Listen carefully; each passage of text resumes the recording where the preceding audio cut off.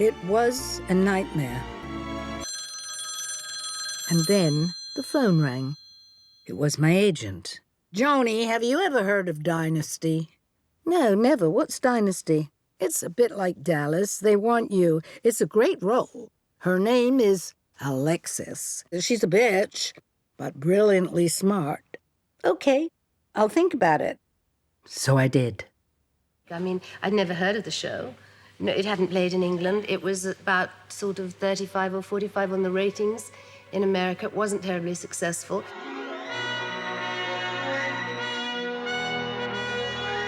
These opening credits are still thrilling. I never have actually wanted to do a series particularly, and they had to sort of twist my arm to do it. And a lot of the reason why I did it was because I felt that being in California for 6 months with Katie, rather than being in the English winter, would be very beneficial. That 6 months turned into 9 years. I think that, you know, like any role, you're always the second or third choice, and I think they wanted Elizabeth Taylor or Sophia Loren or Raquel Welch. I don't know. There was a whole bunch of people that were mentioned before me, but I got it. Season 2, Episode 1. My first day of filming. Enter Alexis Carrington. Would you state your full name, please?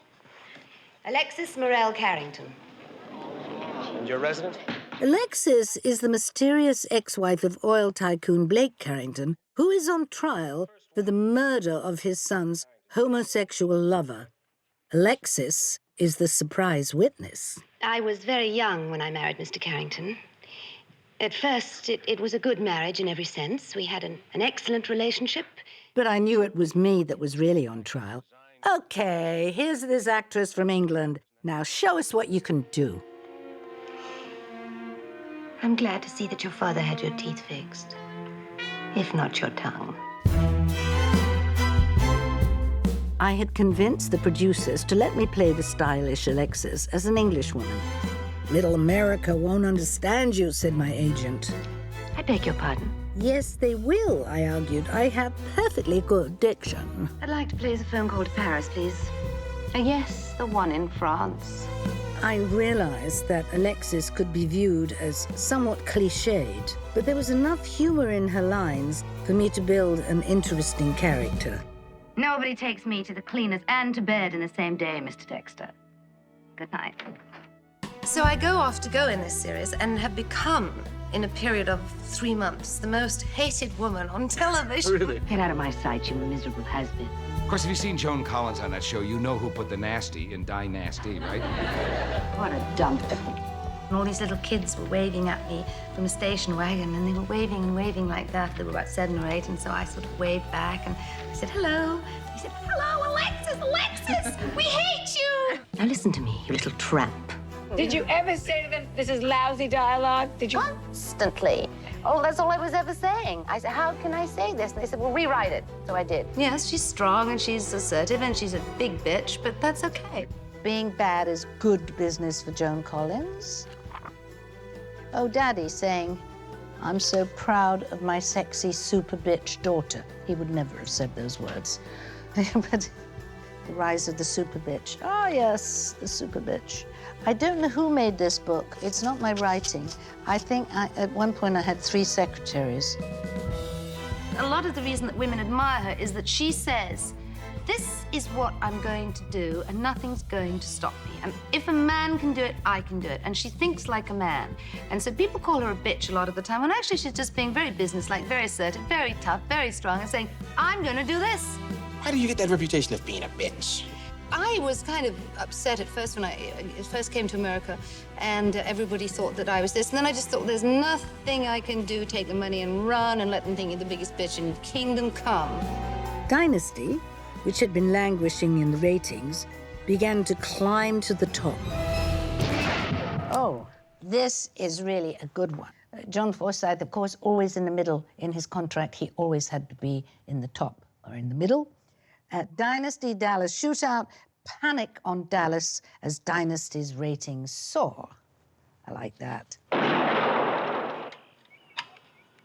And that, my darling, is how it should be done. And that's Alexis for you. Steely, but with panache. When the producers realized that fights between Alexis and her arch-enemy Crystal, played by Linda Evans, were ratings gold, they'd concoct at least 2 every season. Miserable bitch. In one, we had to fall into a lily pond and fight like demented frogs. Linda was supposed to sock me in the jaw, but freeze before connecting so the stunt double could take over. But she let rip. She had a right hook like Mike Tyson. I'm so sorry, she said. This was my house while you were living in a shack somewhere. Alexis, if you don't go down those stairs and out that door, I'll throw you out. Myself. I wouldn't want you to exert yourself, my dear. I'm leaving. 150 million people tuned in each week to watch us slug it out. I went from being practically unknown in America to becoming one of the most popular actresses in the world. Ooh, baby, do you know what that's worth? Ooh, heaven is a place on earth. When you think of sexy television vixens, my first guess immediately comes to mind. And Joan Collins joins us this morning from Los Angeles. Good morning, Joan. Well, hi. The most talked about lady in the world today. We on? And certainly one of the most glamorous. First off, I love you. You're not so bad yourself. Joan Collins was once called a poor man's Elizabeth Taylor. Well, no more. Thank you, boys. I'll see you later. One of the most talked about women in the Western world. Thank you. Would you welcome Joan Collins?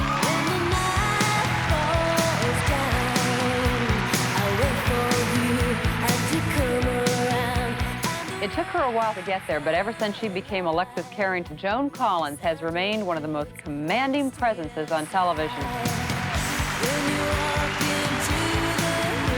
Yes, Americans really have been spending $10,000 for each of these Joan Collins dolls. I had the feeling I might be a star again when I was asked to take part in The Night of 100 Stars.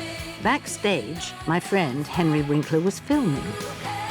There were so many faces from my past. I hadn't seen Betty Davis since the Virgin Queen, and she was still just as intimidating. As we left, Roger Moore patted my cheek. Fame at last, Joni. Actress Joan Collins is the latest star to be honored with a star on her own in Hollywood's Walk of Fame. In Germany, where it was called Der Denver Clan, Oh gut, dann werden Sie es mir heute 11 Uhr übergeben. I was known as Der Denver Beast. I'm the voice of Joan Collins in Denver Clan. I'm very proud about it because I think she's just marvelous. She's great. I was made into a waxwork. I turned on the Christmas lights in Regent Street. I've never seen anything like this. And best of all, I won a Golden Globe. Joan Collins.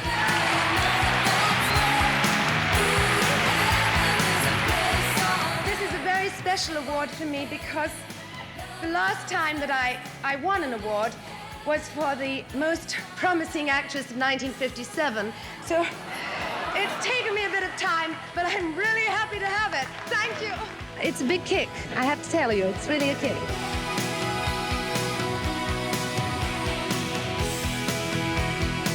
I mean, you were huge. Dynasty was huge.